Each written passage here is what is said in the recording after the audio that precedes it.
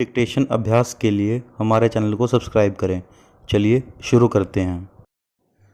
प्रतिलेखन संख्या 21 मानक रेडी।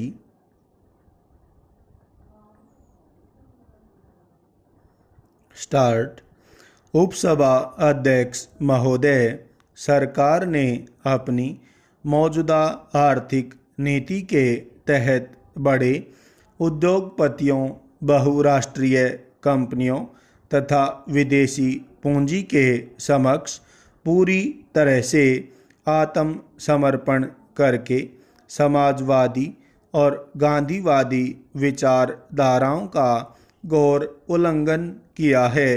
पूर्णविराम। आश्चर्य की बात है कि 7वीं योजना के दस्तावेज में भी गरीबी, आर्थिक असमानता, अक्षेत्रीय असंतुलन, गांवों का पिछड़ापन, बेरोजगारी, विदेशी मुद्रा का संकट तथा काले धन का प्रसार जैसी समस्याओं के समाधान का कोई ठोस उपाय नहीं सुझाया है। पूर्णविराम। आर्थिक प्रस्ताव में सरकार की सूती कपड़ा नीति की भी तीखी आलोचना की गई है तथा आरोप लगाया जा रहा है कि इसमें हथकरघा और पावरलूम क्षेत्र को वरीयता नहीं दी गई है।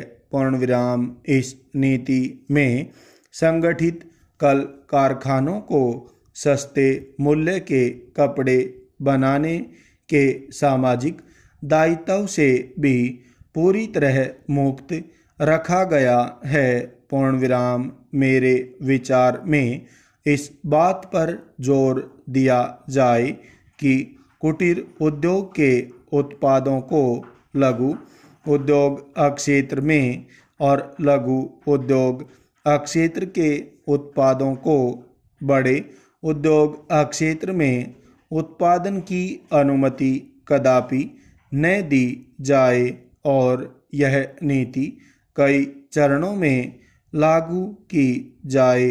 पूर्णविराम। मैं लघु इकाई प्रौद्योगिकी के विकास और अनुसंधान का भी समर्थन करता हूँ। पूर्णविराम। इससे ग्रामीण क्षेत्रों में रोजगार के पर्याप्त अवसर सुलभ होंगे। पूर्णविराम। कुछ सदस्यों ने यह आरोप भी लगाया है कि मौजूदा सरकार ने आर्थिक विकेंद्रीकरण की गांधीवादी विचारधारा को उल्टा करके रख दिया है और उसके समस्त विकास कार्यक्रम पूंजीपतियों की ज़रूरतें पूरी करने वाले हैं।